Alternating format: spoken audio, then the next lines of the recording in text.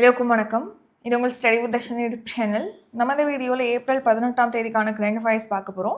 அதுக்கு முன்னாடி yesterday current affairs revision பார்த்துட்டு ஸ்டார்ட் பண்ணலாம். ஏப்ரல் 17ஆம் தேதிக்கான கரண்ட் அஃபேர்ஸ். ஃபர்ஸ்ட் கொஸ்டின், 2025-26 நிதியாண்டில் இந்தியாவின் மிகப்பெரிய வர்த்தக கூட்டாளியாக எந்த நாடு உருவெடுத்துள்ளது? ஆன்சர் சீனா. எந்த ஆண்டுக்குள் கொக்கோ உற்பத்தியில் தன்னிறைவை அடைய இந்தியா திட்டமிட்டுள்ளது? ஆன்சர் 2040ஆம் ஆண்டுக்குள். இன்ஃபோசிஸ் நிறுவனத்தின் உலகளாவிய விளம்பர தூதராக நியமிக்கப்பட்டுள்ளவர் யார்? Answer Carlos Alcaraz. பெண்களுக்கு இடஒதுக்கீட்டை 2029 முதல் அமல்படுத்தும் அரசமைப்பு சட்டத்திருத்த மசோதா மற்றும் தொகுதி மறுசீரமைப்பு மசோதாவை மக்களவையில் அறிமுகம் செய்தவர் யார்? ஆன்சர் அர்ஜுன் ராம் மேக்வால். சமீபத்தில் இந்தியாவிற்கும் ஆஸ்திரேலியாவிற்கும் இடையே எத்தனை ஒப்பந்தங்கள் கையொப்பமாகி உள்ளன? 6 ஒப்பந்தங்கள் கையொப்பமாயிருக்கு. உச்சநீதிமன்றம் சிறப்பு அதிகாரம் பற்றி கூறும் இந்திய அரசமைப்பு சட்டப்பிரிவு எது? Answer article 32. இந்தியாவின் அணுசக்தி திட்டம் எத்தனை கட்டங்களை உள்ளடக்கியது? ஆன்சர் 3 கட்டங்களை உள்ளடக்கியது. காப்பீடு முகவர்களுக்கான எண்ம சேவையை மேம்படுத்த எல்ஐசி தொடங்கியுள்ள செயலி எது? ஆன்சர் சூப்பர் சேல்ஸ் சாதி. உலக ஹீமோபிலியா தினம் எந்த நாளில் அனுசரிக்கப்படுகிறது? Answer April 17. இப்போ டுடே கரண்ட் அஃபேர்ஸ் பார்க்கலாம். April 18 current affairs. அதுக்கு முன்னாடி நம்ம ஒரு மோட்டிவேஷனுக்காக பார்ப்போம் இல்லையா, ஒரு குவாட் பார்ப்போம் இல்லையா. இன்றைக்கி என்ன குவாட்டுன்னு கவனிங்க. So little discomfort and you will grow beautifully. அதாவது ஒரு சிறிய டிஸ்கம்ஃபர்ட் அப்படிங்கிறது இருக்க தான் செய்யும். அந்த டிஸ்கம்ஃபர்ட் இருக்கும்போதும் நீங்கள் அழகாக வளருவீங்க அப்படின்னு சொல்கிறாங்க. வாழ்க்கையில் எப்போதுமே பார்த்தீங்கன்னா ஒரு பெரிய விஷயத்தை நோக்கி நீங்கள் போயிட்டுருக்கும்போது அதில் ஒரு டிஸ்கம்ஃபர்ட் அப்படிங்கிறது இருந்துகிட்டு தான் இருக்கும். ஃபார் எக்ஸாம்பிள், இப்போது செடி வளர்கிறதுக்கு பார்த்திங்கன்னா மழை பெய்ய வேண்டியது இருக்குது. மழை பெய்யும் போது செடி ஃபோர்ஸ்ஃபுல்லாக தான் அது மேலே தலையில் தான் விழுகிற மாதிரி இருக்கும். ஸோ ஆனால் அந்த டிஸ்கம்ஃபர்ட் அதை தாங்கிருச்சு அப்படின்னா அது அழகாக வளர முடியும். அந்த மாதிரி தான் உங்கள் வாழ்க்கையில் சின்ன சின்ன டிஸ்கம்ஃபர்ட்லாம் வருது அப்படின்னா அது நீங்கள் அழகாக வளர்கிறதுக்காக ஹெல்ப் பண்ணுறதுக்காக தான் வருது. ஸோ அப்படி ஒரு பாசிட்டிவாக அதை எடுத்துக்கணும் அப்படிங்கிறது தான் இன்றைக்கான குவாட். இப்போ நம்ம கரண்ட் அஃபேர்ஸ் பார்க்கலாம். Appointments current affairs. மாநிலங்களவை துணைத் தலைவராக தேர்வு செய்யப்பட்டுள்ளவர் யார்? ஆன்சர் ஹரிவன்ஸ். ஸோ மாநிலங்களவையில் இப்போ ரீசெண்டாக தான் இவரை நியமன உறுப்பினராக குடியரசுத் தலைவர் திரௌபதி முர்மு அப்பாயிண்ட் பண்ணியிருப்பாங்கன்னு சொல்லிட்டு பார்த்துருப்போம். ஸோ இவர் ஏற்கனவே மாநிலங்களவை உறுப்பினராக இருந்தவர் தான். அவருடைய பதவிக்காலம் முடியுது. ஸோ அதையடுத்து நியமன எம்பியாக மறுபடியும் அப்பாயிண்ட் பண்ணியிருக்காங்க குடியரசுத் தலைவர் திரௌபதி முர்மு. நெக்ஸ்ட்டு பார்த்தீங்கன்னா இப்போது அந்த மாநிலங்களவைக்கான துணைத் தலைவராக போட்டி இல்லாமல் தேர்வு செய்யப்பட்டிருக்காரு இந்த ஹரிவன்ஸ். ஸோ ஏற்கனவே மாநிலங்களவை உறுப்பினராக இருந்தவர் தொடர்ந்து 3வது முறையாக இப்போது நியமன எம்பியாக அப்பாயிண்ட் பண்ணியிருக்காங்க. அது மட்டும் இல்லாமல் பார்த்தீங்கன்னா இப்போ மாநிலங்களவை துணைத் தலைவராக தேர்வு செய்யப்பட்டிருக்காரு. 2014 இவர் மாநிலங்களவை எம்பியாக இருக்காங்க. அடுத்த ரீசன் நியூஸ். இப்போ பீகாருடைய முதலமைச்சர் நிதிஷ்குமார் மாநிலங்களவை எம்பியாக பொறுப்பேற்றிருக்காரு. தேசிய பிற்படுத்தப்பட்டோர் ஆணையத்தோட தலைவர் சாத்வி நிரஞ்சன் ஜோதி. தமிழகத்துடைய ஆளுநராக ராஜேந்திர விஸ்வநாத் அர்லேகரை அப்பாயிண்ட் பண்ணியிருக்காங்க. சென்னை உயர்நீதிமன்றத்துடைய தலைமை நீதிபதி யாருன்னா சுஷ்ருத் அரவிந்த் தர்மாதிகாரி. இந்திய தலைமை தேர்தல் ஆணையர் ஞானேஷ்குமார். புதிய தலைமை செயல் அதிகாரி யாருன்னா தமிழக அரசுடைய தலைமை செயலர் சாய்குமார். வியட்நாமுடைய புதிய அதிபராக டோலாம் அப்பாயிண்ட் பண்ணியிருக்காங்க. அவர் பொறுப்பேற்றிருக்காரு. Central government scheme. Start up India திட்டம் எந்த ஆண்டு தொடங்கப்பட்டது? 2016 ஜனவரியில் தான் இந்த ஸ்டார்ட் அப் இந்தியா திட்டம் அப்படிங்கிறது ஸ்டார்ட் பண்ணியிருப்பாங்க. ஸ்டார்ட் அப் இந்தியா திட்டம் அப்படின்னா என்ன? புதுசாக புதிய யோசனைகளோடு தொடங்கப்படக்கூடிய குறைந்த முதலீட்டில் தொடங்கப்படக்கூடிய நிறுவனங்களை ஊக்குவிக்கணும், அதுக்கான சூழலை இங்கே அமைத்து தரணும் அப்படிங்கிறதுக்காக. இப்போ நம்ம ஒரு செடி வளரணும் அப்படின்னா அதுக்கு என்ன தேவைப்படும்? மண், தண்ணி, அதுக்கான உரம், சூரிய ஒளி, இதெல்லாம் தேவைப்படுது இல்லையா? அந்த மாதிரி ஒரு இடத்துல ஸ்டார்ட் அப் கம்பெனி க்ரோ ஆகணும், அமைக்கப்படணும் அப்படின்னா அதுக்கு ஒரு சில சூழல்கள்லாம் தேவைப்படும் இல்லையா? அந்த சூழல்களை அமைத்து தரணும் அப்படிங்கிறதுக்காக தான் ஸ்டார்ட் அப் நிறுவனங்கள் வளர்வதற்கான சூழல் கொண்ட நாடாக நம்ம இந்தியா 3rd பிளேஸில் இருக்குது அப்படின்னு கூட நம்ம பார்த்துருப்போம் இண்டெக்ஸ் அண்ட் ரிப்போர்ட்டில். ஸோ இப்போது இந்த ஸ்டார்ட் அப் இந்தியா திட்டங்கிறது ஸ்டார்ட் அப் நிறுவனங்களை ஊக்குவிக்கணும் அப்படிங்கிறதுக்காக தொடங்கப்பட்டது. அதுக்கான சூழல் அமைத்து தரணும் அப்படிங்கிறதுக்காக தொடங்கப்பட்டது ஸ்டார்ட் அப் இந்தியா. 2016 ஜனவரியில் ஸ்டார்ட் பண்ணியிருப்பாங்க. இப்போது இந்த திட்டத்தின்படி பார்த்திங்கன்னா 2025-26 இப்போ கடந்த நிதியாண்டில் புதுசாக 55,200 ஸ்டார்ட் அப் நிறுவனங்களுக்கு அங்கீகாரம் வழங்கப்பட்டிருக்குன்னு சொல்லியிருக்காங்க. மொத்தமாக இந்த ஸ்கீம் தொடங்கினதுலேருந்து 2.23 லட்சத்துக்கு மேலே ஸ்டார்ட் அப் கம்பெனிக்கு அங்கீகாரம் வழங்கப்பட்டிருக்கு. இதில் அதிகமாக எந்த துறையில் ஸ்டார்ட் அப் கம்பெனிஸ் வந்து தொடங்கப்பட்டிருக்கு அப்படின்னு பார்த்தா தகவல் தொழில்நுட்பத்துறை 22%, அதுக்கடுத்து வேளாண் துறை, நெக்ஸ்ட் வந்து மருத்துவத்துறை. ரீசன் நியூஸ், ஃபேம் இந்தியா திட்டம் 2015 லான்ச் பண்ணியிருப்பாங்க. ஜல்ஜீவன் திட்டம் 2019 ஆகஸ்ட் 15. இது வந்து டேப் வாட்டர் கனெக்ஷன் கொடுக்கறதுக்காக கிராமப்புறங்களில். முத்ரா கடன் திட்டம் வந்து எம்எஸ்எம்இ நிறுவனங்களுக்கு கடன் உதவி வழங்க பிணையில்லா கடன் கொடுக்குறாங்க. 2015 லான்ச் பண்ணியிருப்பாங்க. 4 கேட்டகரியில் கொடுக்குறாங்க. சிஷு, கிஷோர், தருண், அப்புறம் தருண் ப்ளஸ் அப்படின்னு சொல்லிட்டு.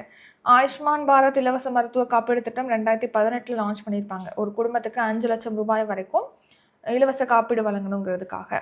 பிரதான் மந்திரி கௌஷல் விகாஸ் யோஜனா 2015 ஸ்டார்ட் பண்ணியிருக்காங்க. ஜல் சஞ்சய் திட்டம் 2024 ஸ்டார்ட் பண்ணியிருக்காங்க. இது வந்து மழைநீரை சேகரிப்பதற்கான கட்டமைப்புகளை நிறுவனம்னு. அடுத்த பிரதமரின் கிராம சாலைகள் மேம்பாடு திட்டம், கிராமப்புறங்களில் சாலைகளை வந்து மேம்படுத்தணும், மண் ரோடுக்கு பதிலாக தார் ரோடு போடணும் அப்படிங்கிறதுக்காக 2000 ஸ்டார்ட் பண்ணாங்க. இப்போ 4th ஃபேஸ் வந்து போயிட்டுருக்கு. ஃபாஸ்டேக் வருடாந்திர பாஸ் திட்டம்ங்கிறது 2025 லான்ச் பண்ணது. அடுத்த பிரதமரின் உஜ்வாலா ஸ்கீம் இலவச எரிவாயு திட்டம் 2016 லான்ச் பண்ணியிருப்பாங்க. ஏழை பெண்களுக்கு கிராமப்புறங்களில் சிலிண்டர் ப்ளஸ் எல்பிஜி அடுப்பு வந்து இலவசமாக கொடுக்குறாங்க. ஃபஸ்ட்டு சிலிண்டரும் ஃபஸ்ட் அந்த எல்பிஜி அடுப்பும். மின்னணு பாகங்கள் உற்பத்தி திட்டம் அப்படிங்கிறது 2025 வந்து ஸ்டார்ட் பண்ணியிருக்காங்க. அடுத்த appointments current affairs. Reed Hastings கீழ்கண்ட எந்த ஓடிடி தளத்தின் இணை நிறுவனர்? Answer Netflix. நெட்ஃப்ளிக்ஸில் இந்த மூவிலாம் பார்த்திங்கன்னா புதுசாக வந்து நெட்ஃப்ளிக்ஸில் வாங்கி போட்டுருவாங்க. அந்த நெட்ஃப்ளிக்ஸோடைய இணை நிறுவனராக இருக்கிறவர் தான் ரீட் ஹேஸ்டிங்ஸ். அது மட்டும் இல்லாமல் அதோட தலைவராக இருக்கார். இப்போது அந்த பொறுப்பில் இருந்து ராஜினாமா விலகுவதாக தெரிவிச்சிருக்காரு இந்த ரீட் ஹேஸ்டிங்ஸ். ரீட் ஹேஸ்டிங்ஸ் வந்து நெட்ஃப்ளிக்ஸ் ஓடிடி நிறுவனத்துடைய அந்த தளத்துடைய இணை நிறுவனர் மற்றும் தற்போதைய தலைவர். ஜூன் மாதத்தோட பதவி விலகிறாரு. ஓடிடி அப்படின்னா ஓவர் தி டாப், அதுதான் அதோட ஃபில் ஃபார்ம். அடுத்த ரீசன் நியூஸ். இண்டிகோ நிறுவனத்துடைய சிஇஓவாக இருப்பவர் யாருன்னா வில்லியம் வால்ஸ். அப்புறம் அடோப் நிறுவனத்துடைய சிஇஓ சாந்தனு பதவி விலகிறாரு. ஏர் இந்தியா நிறுவனத்துடைய தலைமை செயல் அதிகாரியாக இருந்த கேம்பல் வில்சன் வந்து பதவியை ராஜினாமா பண்ணியிருக்காரு. ஆஸ்திரேலிய இராணுவத்துடைய முதல் பெண் தலைமை தளபதியாக சூசன் கோயல் வந்து அப்பாயிண்ட் பண்ணியிருக்காங்க. அடுத்ததான் நேஷனல் கரண்ட் அஃபேர்ஸ். ஒரு நாட்டின் பொருட்கள் மற்றும் சேவைகளின் இறக்குமதி மதிப்பு அதன் ஏற்றுமதி மதிப்பை விட அதிகமாக இருப்பது என்ன? ஆன்சர் நடப்பு கணக்கு பற்றாக்குறை. இதே வர்த்தக பற்றாக்குறை அப்படின்னு நம்ம பார்த்துருப்போம். வர்த்தக பற்றாக்குறை அப்படின்னா வர்த்தகத்தில் பற்றாக்குறை ஏற்படுறது. அதாவது இப்போது ஏற்றுமதி வந்து இறக்குமதியை விட அதிகமாக இருக்குது, இறக்குமதி தான் அதிகமாக இருக்குது, இறக்குமதி அப்படிங்கிறது ஏற்றுமதியே அதிகமாக இருக்குது ஏற்றுமதியை விட அப்படின்னா வர்த்தக பற்றாக்குறை அப்படிங்கிறது இருக்கும். ஸோ இது வர்த்தக பற்றாக்குறை. அதே மாதிரி நடப்பு கணக்கு பற்றாக்குறை, கரண்ட் அக்கௌண்ட் டெஃபிசிட் அப்படின்னா என்னென்னா, இப்போது நம்ம நாட்டில் வெளிநாடுகள்லேருந்து இறக்குமதி செய்கிறோம், ப்ளஸ் நம்ம நாட்டிலேருந்தும் ஏற்றுமதி செய்கிறோம். இப்போது அந்த மதிப்பு, அந்த ஏற்றுமதி செய்கிற மதிப்பு இறக்குமதி செய்கிற மதிப்பு அப்படிங்கிறது கம்பேர் பண்ணும்போது இறக்குமதி மதிப்பு வந்து ஏற்றுமதியை விட அதிகமாக இருக்குது அப்படின்னா அதுதான் வந்து கரண்ட் அக்கௌண்ட் டெஃபிசிட் அப்படின்னு பார்க்குறோம். ஸோ 2025 to 26 நிதியாண்டில் இந்தியாவில் பார்த்திங்கன்னா தங்கம் இறக்குமதி வந்து 24% அதிகரிச்சிருக்கு. அதாவது $7,198 கோடி நம்ம இறக்குமதி செஞ்சுருக்கோம். இந்திய மதிப்பில் 6.65 லட்சம் கோடி. ஸோ இந்த மாதிரி தங்கம் வெள்ளி நம்ம அதீதமாக வெளிநாடுகள்லேருந்து இறக்குமதி அதிகரிச்சிருக்கனால நம்ம நாட்டில் வர்த்தக பற்றாக்குறை அதிகரிச்சிருக்கு. ப்ளஸ் இதனால் நடப்பு கணக்கு பற்றாக்குறையும் பெரும் தாக்கத்தை ஏற்படுத்தும் அப்படின்னு சொல்கிறாங்க. வர்த்தக பற்றாக்குறைனா அந்த அளவு குவான்டிட்டியை நம்ம சொல்கிறோம் வர்த்தக பற்றாக்குறையில். அதே டைமில் நடப்பு கணக்கு பற்றாக்குறை அப்படிங்கிறது பார்த்திங்கன்னா அந்த மதிப்பை சொல்கிறோம், மதிப்பை கணக்கிடுறோம். இதில் அதிகமாக தங்கம் வந்து 40% சுவிட்சர்லாந்துலேருந்து தான் இறக்குமதி செய்கிறோம். Index and report. சர்வதேச நிதியத்தின் பெரிய பொருளாதார நாடுகளின் தரவரிசையில் இந்தியா எத்தனையாவது இடத்தை பிடித்துள்ளது? ஆன்சர் 6ஆம் இடம். ஸோ இன்டர்நேஷ்னல் மானிட்டரி ஃபண்ட், சர்வதேச நாணய நிதியம் இருக்கு இல்லையா, அது வந்து இப்போது பெரிய பொருளாதார நாடுகளுடைய தரவரிசையை ரிலீஸ் பண்ணியிருக்கு. அதில் இந்தியா 6ஆவது இடத்துக்கு பின்தங்கியிருக்கு. 5ஆவது இடத்துல பிரிட்டன் முன்னேறி இருக்குது. இப்போது இந்தியா வந்து 6ஆவது இடத்துக்கு பின்தங்கியிருக்கு. ஸோ பார்த்திங்கன்னா என்னென்ன காரணம் சொல்கிறாங்க அப்படின்னா, அமெரிக்க டாலருக்கு நிகரான இந்தியாவுடைய ரூபாய் மதிப்பு வீழ்ச்சி அடைஞ்சிருக்கு. ஸோ அது ஒரு காரணம். இன்னொன்று வந்து ஜிடிபின்னா கிராஸ் டொமஸ்டிக் ப்ராடக்ட், அதாவது மொத்த உள்நாட்டு உற்பத்தி. அதாவது ஒரு நிதியாண்டுக்குள்ளே ஒரு நாட்டுடைய எல்லைக்குள்ளே உற்பத்தி செய்யப்படக்கூடிய பொருட்கள் மற்றும் சேவைகளுடைய மொத்த மதிப்பை தான் நம்ம கால்குலேட் பண்ணி ஜிடிபி, மொத்த உள்நாட்டு உற்பத்தி அப்படின்னு சொல்கிறோம்.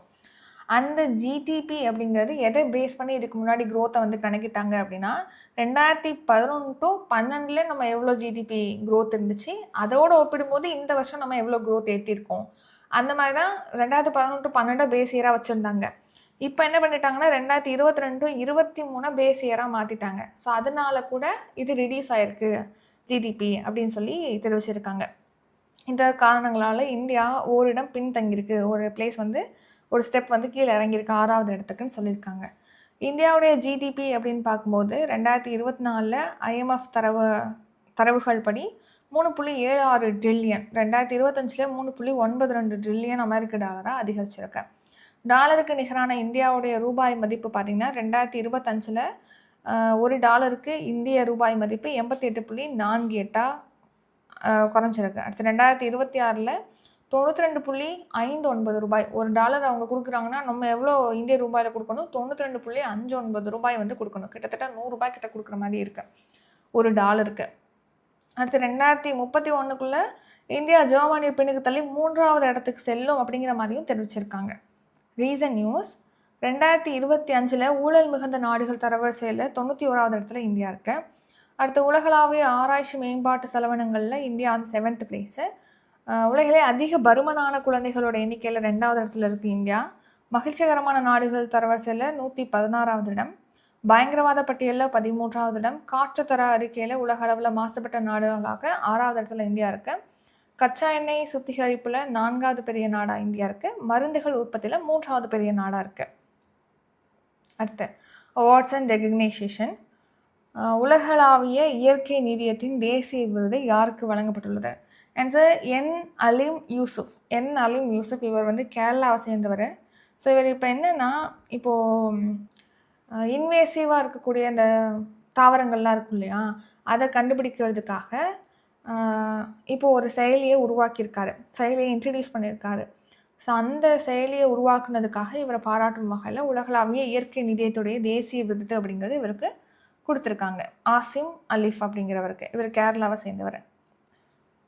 ஸோ இந்திய தாவரவியலாளர், கேரளாவை சேர்ந்தவர் அலீம் யூசிஃப்.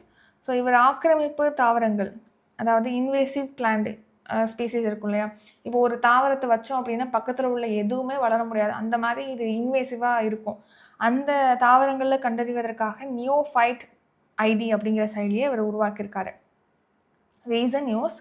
புவி அறிவியலுக்கான நோபல் பரிசானது வீரபத்ரன் ராமநாதன் வின் பண்ணியிருக்காரு. 2026 ஆண்டுக்கான ஸ்டாக்ஹோம் நீர் விருது கவே மதானி வின் பண்ணியிருக்காரு. யுத்த சேவை பதக்கங்களை வின் பண்ண 2 கடற்படை அதிகாரிகள் யார் யார் அப்படின்னா ஏஎன் பிரமோத் அண்ட் ராகுல் கோகலே. அடுத்து பாஃப்டா விருது பெற்ற இந்திய திரைப்படம் எதுனா பூங்க். அடுத்து 2025 தூய்மையான துறைமுக விருது பாரதீப் துறைமுகம் வின் பண்ணியிருக்கேன். உலக ஆசிரியர் பரிசை வின் பண்ண இந்திய ஆசிரியர் யார்னா ரூபில் நாகி. அடுத்ததாக இண்டெக்ஸ் அண்ட் ரிப்போர்ட். ஆசியாவின் பணக்கார பட்டியலில் முதலிடம் பிடித்தவர் யார்? ஆன்சர் கௌதம் அதானி. ஸோ முகேஷ் அம்பானியை பின்னுக்கு தள்ளி கௌதம் அதானி பார்த்திங்கன்னா ஆசிய பணக்காரர்கள் பட்டியலில் முதல் இடத்துக்கு முன்னேறி இருக்காரு. ஸோ இது யார் ரிலீஸ் பண்ணியிருக்காங்கன்னா ப்ளூம்பெர்க் நியூஸ் நிறுவனம் தான் ப்ளூம்பெர்க் பில்லியனர்ஸ் இண்டெக்ஸ் 2026 அப்படிங்கிறத ரிலீஸ் பண்ணியிருக்காங்க. அதில் வந்து அதானி குழுமத்தை சேர்ந்த கௌதம் அதானி வந்து முகேஷ் அம்பானியை பின்னுக்கு தள்ளி ஃபஸ்ட்டு பிளேஸில் இருக்கார். செகண்ட் பிளேஸில் முகேஷ் அம்பானி இருக்காங்க. ரிலையன்ஸ் இண்டஸ்ட்ரீஸ் நிறுவனத்துடைய தலைவர் மற்றும் நிர்வாக இயக்குனர் தான் முகேஷ் அம்பானி. அடுத்து நேஷ்னல் கரண்ட் அஃபேர்ஸ். மகளிர் இடஒதுக்கீடு சட்டம் எந்த ஆண்டு இயற்றப்பட்டது? ஆன்சர் 2023 தான் மகளிர் இடஒதுக்கீடு சட்டம் அப்படிங்கிறது இயற்றப்பட்டது. அதாவது என்னென்னா பெண்களுக்கு 33% இடஒதுக்கீடு. நம்ம இதை அடிக்கடி பார்க்குறோம், ஏன்னா ரொம்ப ரொம்ப இம்பார்ட்டன்ட் டாபிக். ஸோ அதனால் எல்லாமே வந்து நல்லா கவனிச்சுக்கோங்க. 33% பெண்களுக்கு மக்களவையிலையும் சரி மாநில சட்டப்பேரவையிலையும் சரி இடஒதுக்கீடு வழங்கணும் அப்படிங்கிறதுக்காக. இது 2029 தான் இம்ப்ளிமெண்ட் பண்ணுற மாதிரி இந்த சட்டம் இயற்றியிருப்பாங்க. ஆனால் 2027 இப்போ மக்கள் தொகை கணக்கெடுப்பு முடிஞ்சு அதுக்கப்புறமா தொகுதி மறுவரையறை அப்படிங்கிறத செய்வாங்க அந்த பாப்புலேஷனுக்கு ஏற்ற மாதிரி. அப்படி மாற்றும் போது பார்த்திங்கன்னா இது 2034 இதை செயல்படுத்துறதுக்கு வாய்ப்பு இல்லை அப்படிங்கிற மாதிரி இருக்குது. ஆனால் நம்ம என்ன பிளான் 2029 இம்ப்ளிமெண்ட் பண்ணணுங்கிறது தான் பிளான். ஸோ அதனால் அது முன்கூட்டியே 2029 நம்ம இம்ப்ளிமெண்ட் பண்ணணும் அப்படிங்கிறதுக்காக ஒரு சில திருத்தங்கள் மேற்கொள்கிறதுக்காக ஒரு 3 மசோதாவை இன்ட்ரடியூஸ் பண்ணுறாங்க. அந்த 3 மசோதாவில் ஒன்று அரசமைப்பு சட்ட திருத்த மசோதா. கான்ஸ்டியூஷனில் நம்ம திருத்தம் மேற்கொள்வதற்கான ஒரு மசோதாவும் வருது. ஸோ அந்த 3 மசோதா இன்ட்ரடியூஸ் பண்ணியிருக்காங்க. அதில் இந்த அரசமைப்பு சட்ட திருத்த மசோதான்னு பார்க்குறோம் இல்லையா, அது வந்து வாக்கு பத்தலை. ஸோ வாக்கெடுப்பில் தோல்வி அடைஞ்சிருச்சு. ஏன் இது வந்து தோல்வி அடைஞ்சிச்சு அப்படின்னா, ஸ்பெஷல் மெஜாரிட்டி வேணும். அரசமைப்பு திருத்த மசோதாவை நீங்கள் எப்போதுமே பாஸ் பண்ணணும் அப்படின்னா ஸ்பெஷல் மெஜாரிட்டியோட தான் பாஸ் பண்ண முடியும். ஸோ சிறப்பு பெரும்பான்மையோட பாஸ் பண்ணணும் அப்படின்னா அதுக்கு 2 அவைகள்லையுமே மொத்த உறுப்பினர்களோட எண்ணிக்கையில் 50% மேலே வேணும். இப்போ மக்களவைன்னு எடுத்துக்கிட்டிங்கன்னா 543 பேர் இருப்பாங்களா, ஸோ அதில் 50% மேலே ஓட் வரணும். நெக்ஸ்ட்டு பார்த்திங்கன்னா, இப்போது மக்களவைக்கு வந்திருப்பாங்க இல்லையா, அன்றைக்கி வந்து ப்ரெசண்ட் ஆகி ஓட் பண்ணவங்களில் 2/3 3ல் 2 பங்கு பேர் வந்து ஆதரவாக வாக்களிச்சிருக்கணும். அப்படின்னா தான் ஸ்பெஷல் மெஜாரிட்டி அந்த அந்த ஸ்பெஷல் மெஜாரிட்டியில் அந்த பில் வந்து பாஸ் ஆகும். ஆனால் மெஜாரிட்டி கிடைக்காதனால இந்த பில் வந்து தோல்வி அடைஞ்சிருச்சு. ஸோ இப்போ எவ்வளோவா இன்க்ரீஸ் பண்ணுறதுக்காக இந்த மசோதா கொண்டு வந்திருக்காங்க அப்படின்னா 850. நேற்று வந்து 815 அப்படின்னு சொல்லி பார்த்துருப்பேன். நான் யூனியன் டெரிட்டரியை சேர்க்காம அப்படி பேசியிருப்போம். ஸோ யூனியன் டெரிட்டரியிலையுமே சட்டப்பேரவைகள் இருக்கக்கூடிய யூனியன் டெரிட்டரியிலுமே மக்களவை தொகுதிகள் அப்படிங்கிறது ஒதுக்கீடு செய்வாங்க. அப்படி பார்க்கும்போது மொத்தமாக 850 தொகுதிகள் மொத்தம் இன்க்ரீஸ் பண்ண போகிறாங்க. 543க்கு பதிலாக 850 இன்க்ரீஸ் பண்ணுறாங்க. ஸோ 2027 மக்கள் தொகை கணக்கெடுப்பு அடிப்படையில் தொகுதி மறுசீரமைப்பு பணிகள் நிறைவடைஞ்சதுக்கப்புறம் மகளிர் இடஒதுக்கீட்டு சட்டத்தை நம்ம அமல்படுத்தணும் அப்படின்னா அதுக்கு 2034 ஆயிரும். அதுக்கு முன்னாடி அமல்படுத்தணுங்கிறதுக்காக இந்த மசோதா கொண்டு வந்திருக்காங்க. 3 மசோதா, அரசமைப்பு சட்டத்துடைய 131வது திருத்த மசோதா, அப்புறம் தொகுதி மறுசீரமைப்பு மசோதா, அடுத்து சட்டப்பேரவைகள் கொண்ட யூனியன் பிரதேசங்கள் இதை அமல்படுத்துறதுக்காக யூனியன் பிரதேசங்கள் சட்டத்திருத்த மசோதான்னு 3 மசோதா. ஸோ இப்படி இன்க்ரீஸ் பண்ணுறதன் மூலமாக இப்போ சவுத் ஸ்டேட்ஸ் இருக்குல்ல, சதர்ன் ஸ்டேட்ஸு, அங்கே வந்து மக்களவை இடங்களோட எண்ணிக்கை இப்போ 129லேருந்து 195 அதிகரிக்கும். தமிழ்நாட்டில் மக்களவை தொகுதிகளோட எண்ணிக்கை 39 இருக்குது. இப்போ இன்க்ரீஸ் பண்ணுறதன் மூலமாக 59 அதிகரிக்கும் அப்படின்லாம் பேசியிருப்பாங்க. ஆனால் இப்போ இந்த பில் வந்து பாஸ் ஆகலை. இப்போது உங்களுக்கான கொஸ்டின், இப்போ நம்ம சட்டப்பேரவைகளை கொண்ட யூனியன் பிரதேசம் சொல்லி பார்க்குறோம் இல்லையா, எந்தெந்த யூனியன் டெரிட்டரி சட்டப்பேரவைகளை கொண்டது? இதுக்கான ஆன்சரை கமெண்ட் பண்ணுங்கள். இது உங்களுக்கான கொஸ்டின். அட் இம்பார்ட்டன்ட் டே, உலக பாரம்பரிய தினம் எந்த நாளில் அனுசரிக்கப்படுகிறது? ஆன்சர் ஏப்ரல் 18 தேதி தான் வேர்ல்டு ஹெரிட்டேஜ் டே, உலக பாரம்பரிய தினம் அப்படிங்கிறது நம்ம செலிப்ரேட் பண்ணுறோம். ஸோ இந்த வருஷம் தீம் என்ன அப்படின்னா, emergency response for living heritage in context of conflicts and disasters அப்படிங்கிறது தான் தீம்.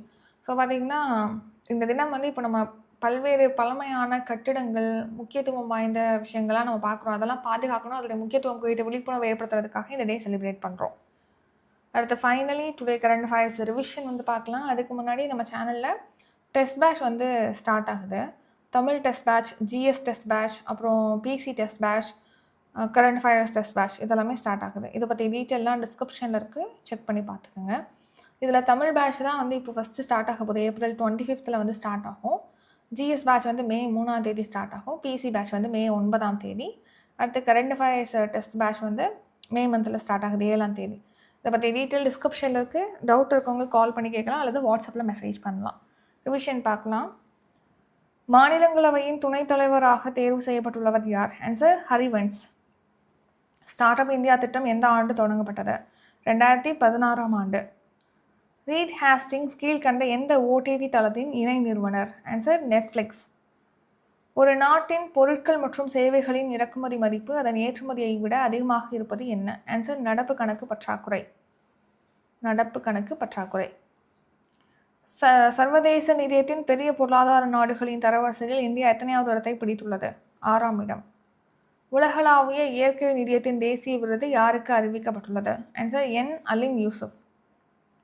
ஆசியாவின் பணக்காரர் பட்டியலில் முதலிடம் பிடித்தவர் யார்? ஆன்சர் கௌதம் அதானி. மகளிர் இடஒதுக்கீடு மசோதா எந்த ஆண்டு இயற்றப்பட்டது? ஆன்சர் 2023. உலக பாரம்பரிய தினம் எந்த நாளில் அனுசரிக்கப்படுகிறது? ஏப்ரல் 18. இத்துடன் இன்றைக்கான கரண்ட் அஃபேர்ஸ் வீடியோ நிறைவடைகிறது. இந்த வீடியோ உங்களுக்கு பிடிச்சிருந்தா லைக் பண்ணுங்கள், ஷேர் பண்ணுங்கள். நம்ம சேனலில் நீங்கள் இன்னும் சப்ஸ்கிரைப் பண்ணலன்னா மறக்காமல் சப்ஸ்கிரைப் பண்ணிக்கோங்க. நன்றி, வணக்கம்.